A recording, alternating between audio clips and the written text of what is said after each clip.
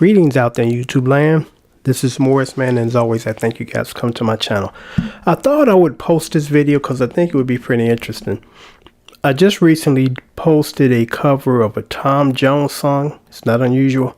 Huge Tom Jones fan. I grew up listening to him when I was a kid in the 70s. One hell of a singer. An entertainer. You know, the women loved him or love him. And as you know, on my channel, I try to cover a lot of stuff because I like a lot of stuff. So that was kind of an interesting song to do because I had one of my clients ask me to teach him this song.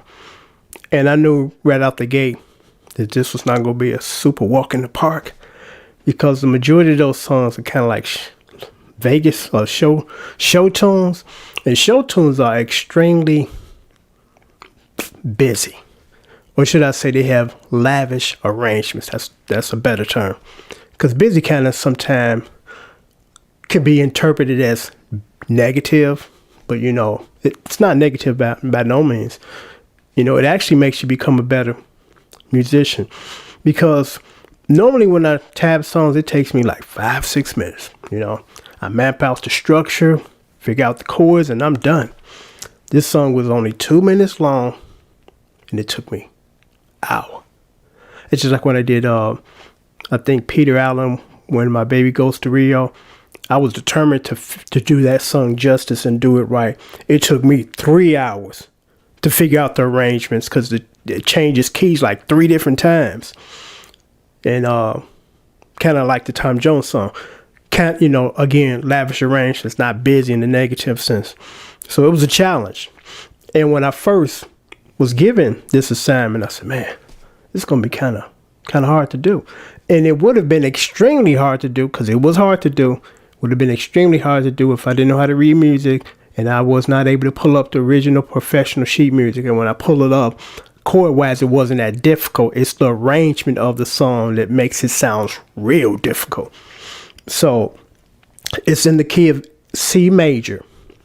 And sometimes what you have to do is to make some slight variations so you can kind of lock on to the song because sheet music is accurate, but sometimes you still have to tweak it a little bit. And let me say this before I really finish off on this. I get this a lot. You know, I do a song and people tell me, oh, some of the chords ain't in there or do it this way. And I politely tell them I'm playing from the sheet music. And I had a gentleman, you know, recently, and he was very pleasant about this, and I appreciate that because a lot of times when people come to me with that, it goes south quickly and I have to block them and remove them because no two people play the same. So I said, you know, sir, I'm playing from professional sheet music. And he said, well, sometimes they miss things. And I agree, totally. And some of those things are like the gentleman said, they're subtle. So, you know, sometimes they don't pick up the subtleness because those are kind of improv. You know, and it's like we just kind of sticking to the main chords and you can stick in between those chords, whatever you want, you know. So I had to remind him, no two people play the same. You know, no two people are going to approach that song or any song exactly the same. You know, and there's sometimes some people kind of have a hard time grasping that concept or they just think that you're supposed to play it like everybody else, you know. And that's what makes it interesting because no two people are going to bring the same thing to the table. Because somebody once told me in the 70s when I was maybe 19 or 20, and I'll never forget, his name was Eugene. Eugene said, in business, when 2 men always agree, one ain't necessary. And it's like, I totally agree with that. You know, it's like 2 of the same exact things. But getting back to the Tom Jones song. So you have to sometimes make some slight variations for it to work, for you to do it. And again, the song is in C major. The first chord is a C major 9th chord. And what I did was I substituted the 9th for the 7th because it worked for me.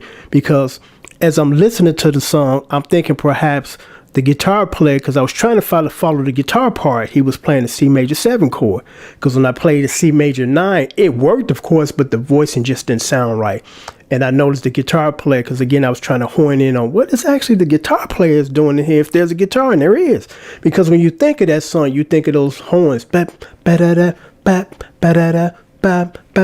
I made the mistake initially when I didn't listen to it extremely closely, I was playing the horn part, which is the same chords, but the rhythm is different. So I'm listening to the guitar part. I'm like, okay, the guitar player is doing this rhythm and the horns are doing this rhythm.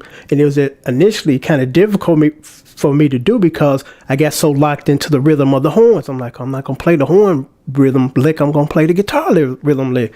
So I did that. And again, the chord is a C major ninth chord. But again, I made some slight changes or tweaking it, and I played the seventh, which works. Now, it doesn't always work, but it worked in this case. And then I noticed that when I first tried to play it, the voicing I was playing was not the same as the guitar part, because I'm like, the guitar is kind of bright in there, so I gotta, change the voicing. And that's why it's good to know at least two. Most of us professional musicians know about 4 or 5. I know about 4 or 5, but I'm like, if really just 2, I can get away with it. And I say that not in a negative sense of cheating, but, it works. So I played the seventh instead of the ninth. And the second chord is the D major 7, to be exact, chord to the sheet music. And it is true, it is. It's a D major 7 at 11. And I played that, the voice, and I said, just don't really sound good on the guitar. So I ended up doing a D minor 7, a non-bar chord form, because that's what the guitar player is doing. Because in order to be a good musician, you kind of got to know this stuff. You kind of got to know arrangements. You kind of got to know, okay, this works. I'm not clashing with someone else. Because I was in the band once where the bass player brought in another guitar player. I was like, that's cool. There's enough love and room for everybody up in here. So when the other guitar player came in, he was actually playing exactly what I was playing. I'm like, again, in that old saying that my friend said, when two people always agree, one ain't necessary. So what I did suddenly, supplely, can't even get the word out, to not cause any friction. I'm like, because, we all just jamming. We brothers here. I changed my arrangement on what I was doing, so we wouldn't be doing exactly the same thing. We were just basically doing the same thing. I'm like, okay, you playing what I've been playing, so I'm just going to make some adjustments, and I'm going to play something that works but not clashing.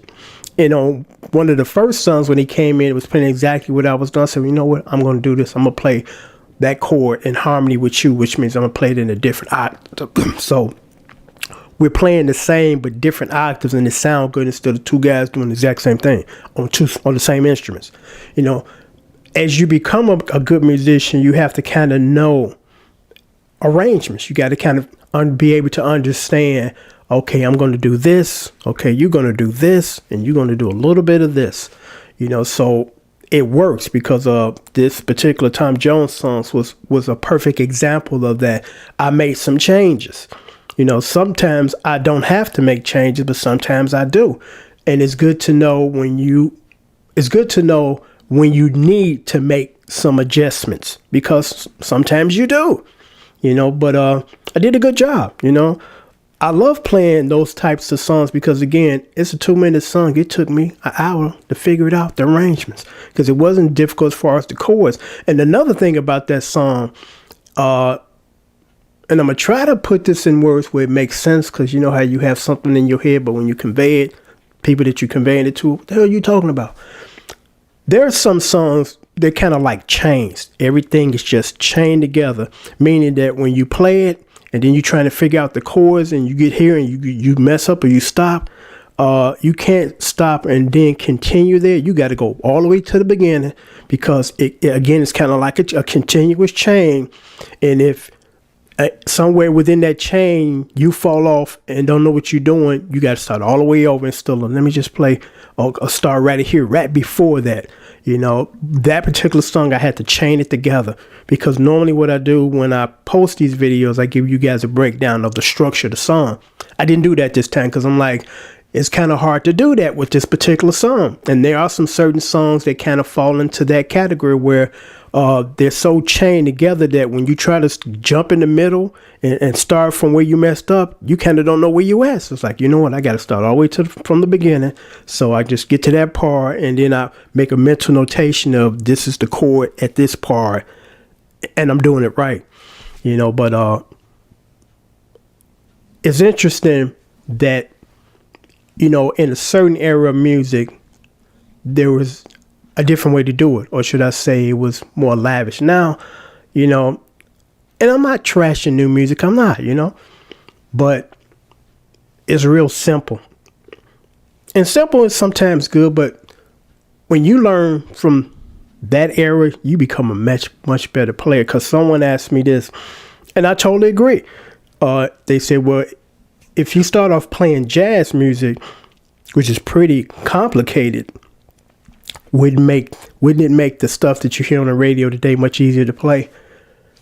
True. But because you become a good jazz player don't mean you're going to become a good funk player. You know, because the point I'm making is they both require practice. You know, one requires far more practice than the other, because jazz do require a lot of practice. The new stuff on the radio don't require that much practice, but you still have to practice it and master it and sound good at doing it. You know, because you got some people that can jump from style to style, and I think I'm one of those because I like everything. But you got some people, they real good doing rock, but when they try to do the funk thing, give it up, brother. Or vice versa. You know, real good at doing funk, trying to do rock, ain't working, you know. But I'm going to end this video by saying this because I thought about this. In a video I did a couple of days ago, I forgot the name of it, I touched on Robert Johnson. And for those who don't know, and I'm sure everybody does, Robert Johnson was a blues player, I think in the 20s or 30s, somewhere back then. I forgot what decade exactly. But legend has it that he went to the crossroads one day, met with the devil, and the devil hooked him up and taught him how to play, you know, phenomenally player. And, you know, that nonsense has been going on for ages. I'm like, that's just some bullshit. Something that someone started and it sounds good and it's interesting and they continue and still are the truth. And I thought about this and I want to make a point of posting this comment as far as what I'm about to say. As I think on that, I find it insulting that his legacy is that someone or the devil taught him. Why couldn't he just been a hellified player? Which is actually probably what happened. He went somewhere, somebody taught him, he became extremely good. And still he had to have help by an evil source. I'm like, I don't think I would like my legacy to be remembered as that bullshit that the devil helped me. It's like, come on, man, you know. But again, somebody just thought they would create a little story that just continues to this day, that some people do honestly believe that man went to the crossroads somewhere down south and the devil showed up and took care of him and taught him how to play. And then in exchange for that, he had to give him his soul. It's ridiculous. You know, I mean, once you just really think about some things, like, come on, man, really? You know, it sounds cool. It's interesting. It's exciting, but it's just some BS. That man was just an extremely good guitar player. And that's how I'm going to remember him. None of that crossroads garbage and he went and hooked up with the devil nonsense. But until next time, take care and thanks for watching.